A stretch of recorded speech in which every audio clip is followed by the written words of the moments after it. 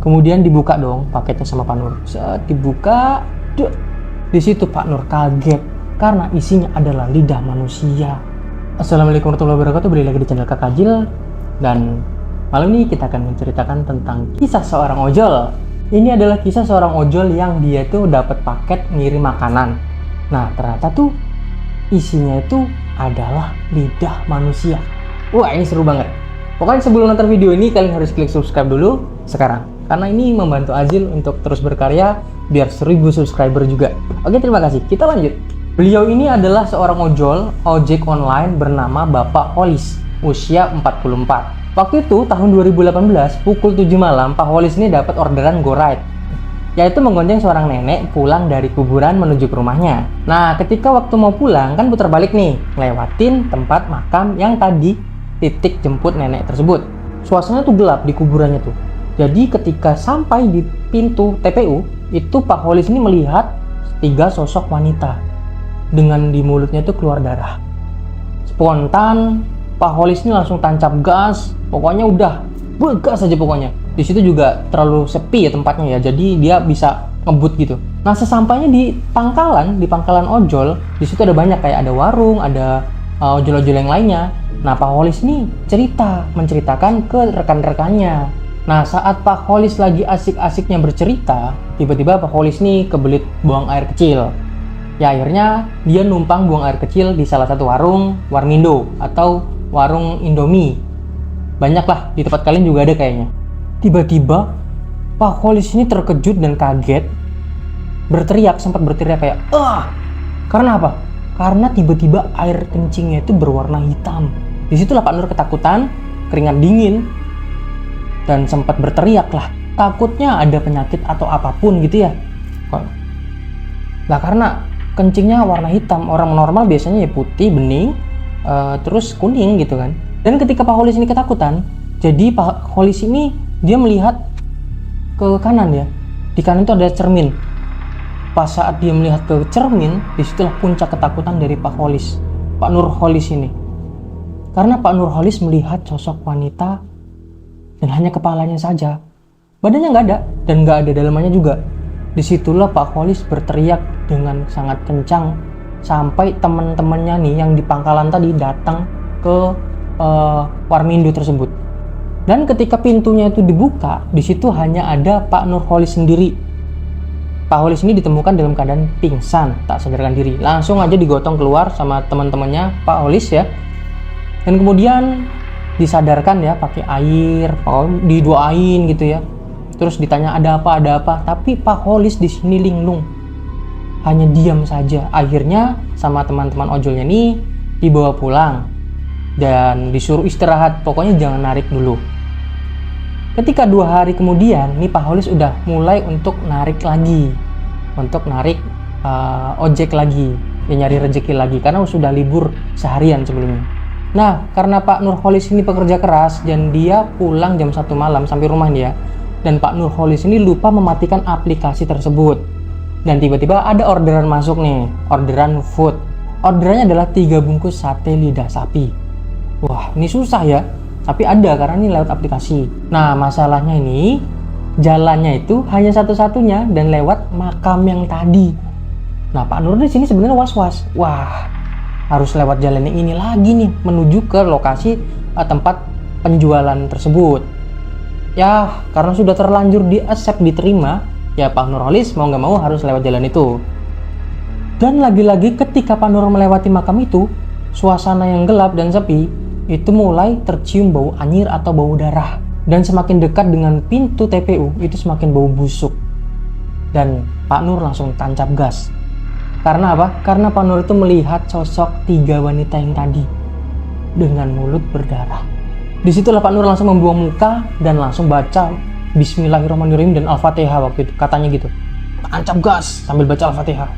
Ketika sampai di lokasi, ini sebenarnya nggak terjadi apa-apa. Tidak terjadi apa-apa.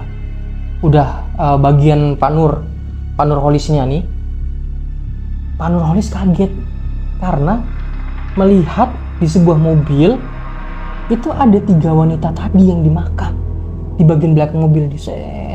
Kebetulan kacanya itu nggak ditutup, kaca mobil itu. Lah, di situ Pak Nurholis langsung set. Dia merunung dan baca doa lagi. Pokoknya baca doa terus. Nah, sejak itu nggak ada apa-apa lagi nih. Udah, Pak Nurholis terima satenya dan antarkan ke lokasi titik tempat si pengorder. Dan ternyata pengorder itu adalah nenek yang tadi, yang waktu itu diantarkan. Jadi ke lokasi titik itu. Ya udah dong, langsung ke sana. Set, ya lewat makam lagi. Nah, ini ngebut dia, udah nggak peduli, nggak mau lihat kanan kiri lagi dia. Jadi nggak tahu di pintu TPU ini ada apa, udah nggak peduli lagi. Terus pokoknya udah lewat. Jadi Pak Nurholis nggak lihat apapun. Tapi kalau mencium bau katanya masih sama bau busuk di situ. Dan sampailah ke rumahnya nenek tadi.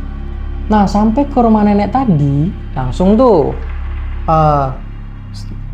satunya sudah diterima, kemudian dibawa masuk dan kata nenek tuh, tunggu nak, saya mau minta tolong antar barang tapi nggak pakai aplikasi, gimana? Mau kemana ya antarnya? Ke daerah situ. Nah, sedangkan Pak Nurholis ini nggak tahu daerah situnya itu situ mana, nggak tahu. Jadilah langsung diterima aja, jaraknya juga nggak terlalu jauh kan, setengah dari jarak orderan tadi gitu. Ya udah diterima, ternyata mak, ke kuburan yang tadi nih katanya Pak Nurholis tuh. Aduh, ini ada apa? Ini kenapa aku kesini? Dan waktu Pak Nurholis ke situ, memang di situ tidak ada siapapun. Tidak ada wanita yang 3 tadi, nggak ada.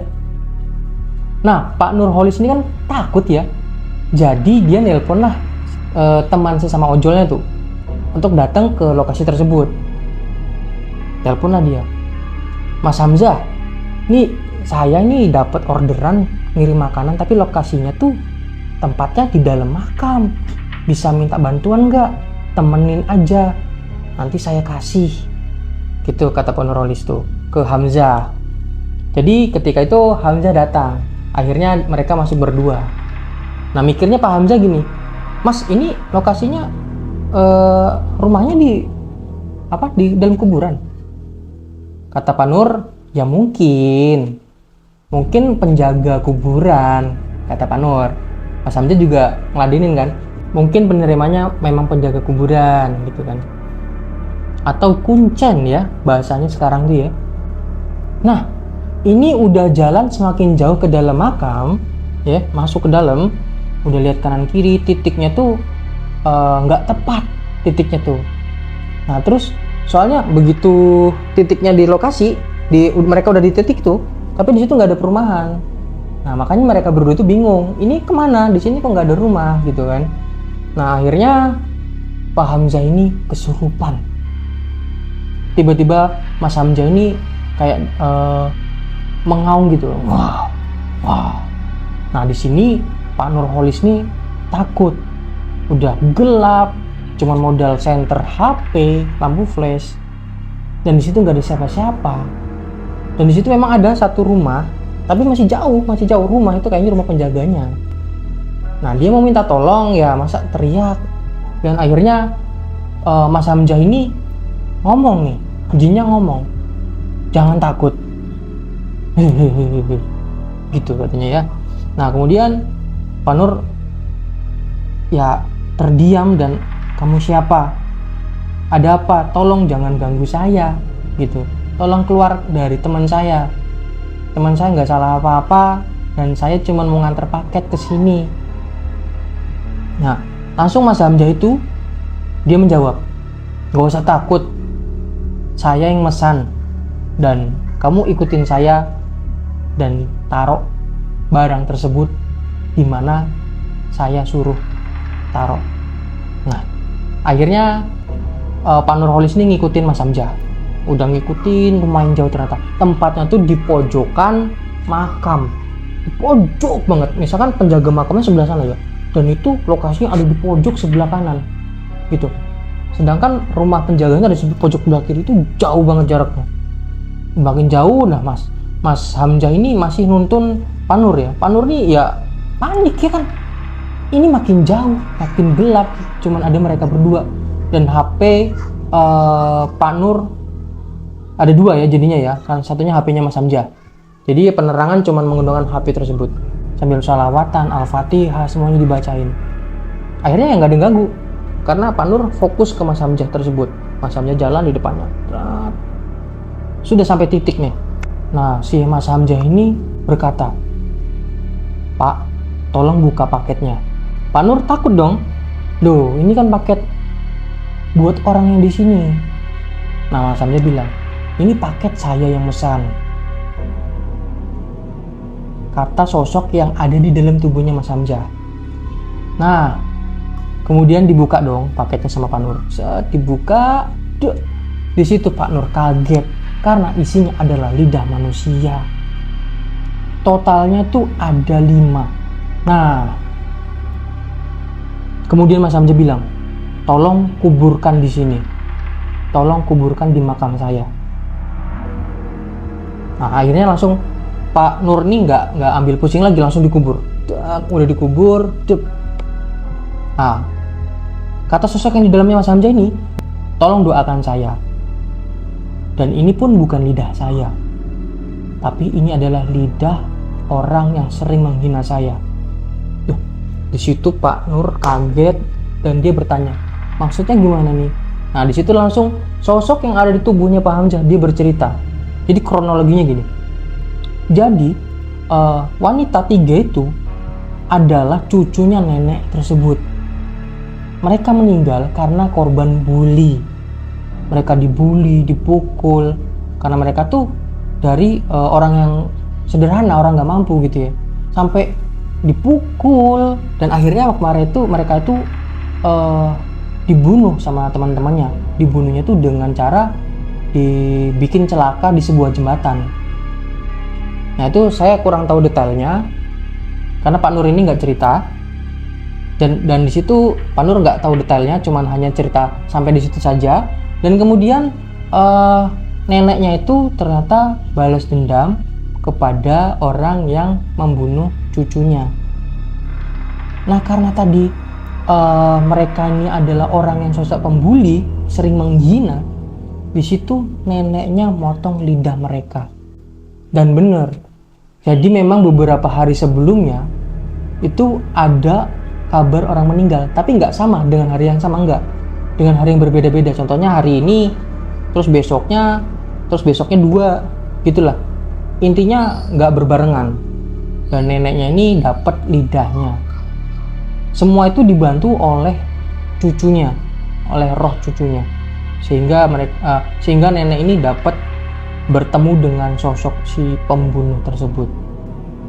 Nah, guys, di situ langsung Pak Nur tuh ya bantu doa supaya intinya tenang semuanya.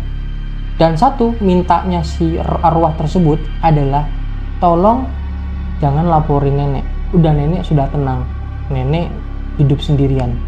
Ini ngeri ya. Wah, ini ngeri banget ya. Waduh, kalau aku jadi Pak Nur sih nggak kuat, guys. Gimana kalau kalian jadi Pak Nur? Jadi sebenarnya sosok siapa yang sebenarnya salah dari cerita tersebut? Ataukah salah si cucunya, atau si pembuli tersebut, atau salah nenek? Nggak tahu nih salahnya ada di mana. Kalian bisa komentar di bawah. Wah, ngeri sih. Buat teman-teman yang mau ngasih uang kopi buat Azil, bisa kalian lewat saweria.co/kakakazil. Nah, di situ kalian bisa sawer Azil 10.000 atau berapa buat beli kopi. Oke, terima kasih semuanya. Assalamualaikum warahmatullahi wabarakatuh. Jangan lupa subscribe. Kita tunggu cerita berikutnya.